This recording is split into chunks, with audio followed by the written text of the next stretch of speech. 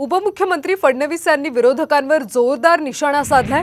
निवडणूक हरण्याच्या भीतीने विरोधक आता मोदींनाही शिवीगाळ करण्यावर उतरलेत अशी टीका फडणवीसांनी केली।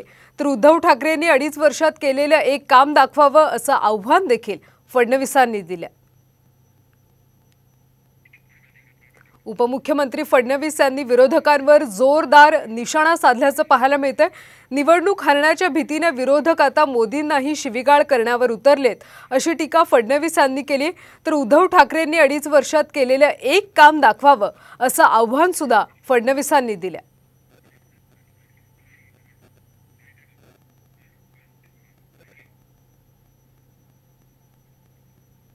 ये सारे के सारे निराश लोग हैं और इनको हार की हताशा ने गाली गलौज पर उतारा है।